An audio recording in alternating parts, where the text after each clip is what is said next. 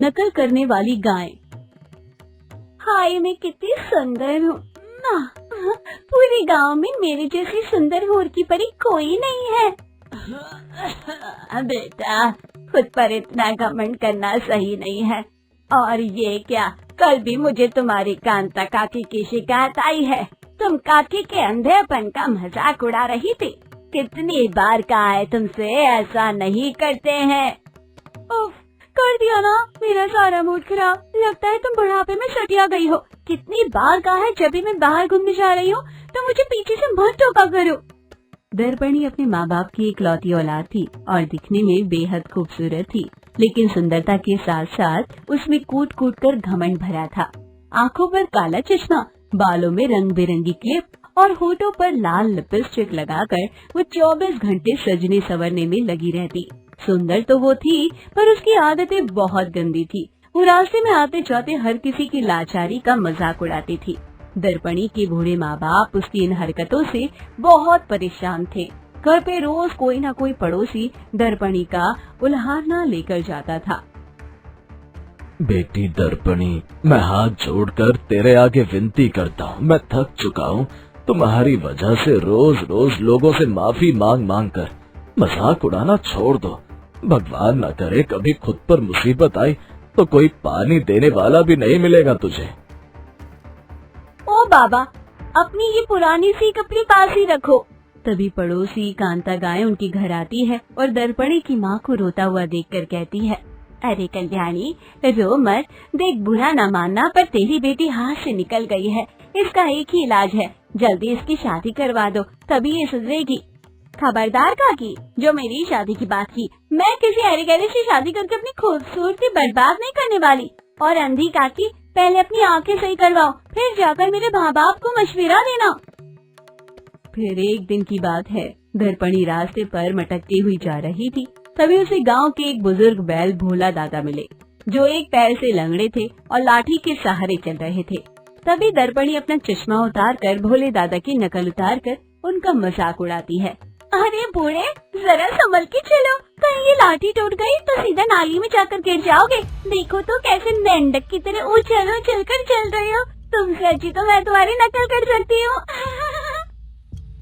तुम्हारे माँ बाप ने तुम्हें जरा भी तमीज नहीं सिखाई है क्या, कि बड़ों के साथ कैसे बात करते हैं।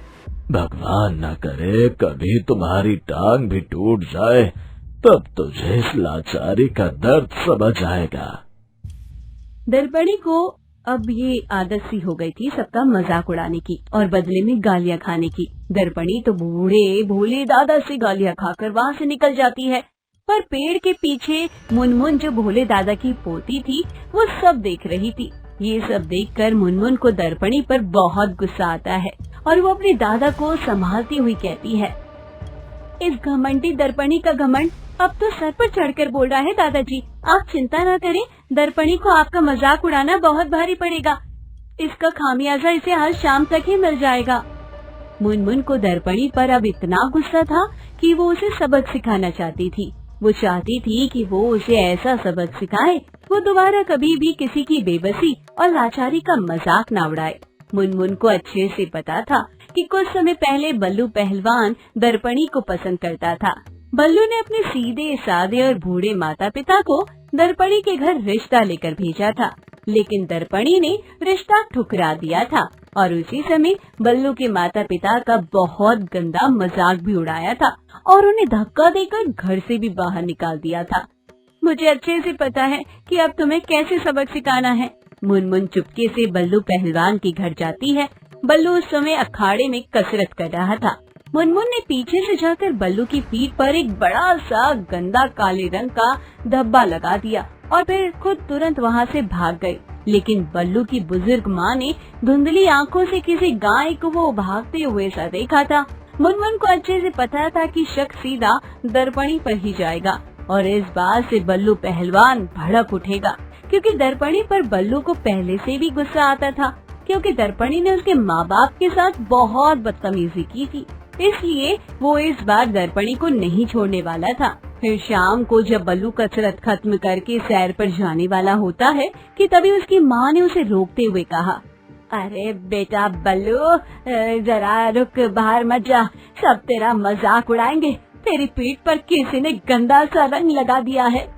क्या मेरी पीठ पर ये गंदा धब्बा? माँ, ये घटिया काम किसने किया होगा? हमारी तो पूरे गांव में किसी से दुश्मनी नहीं है, सब मुझे पसंद करते हैं।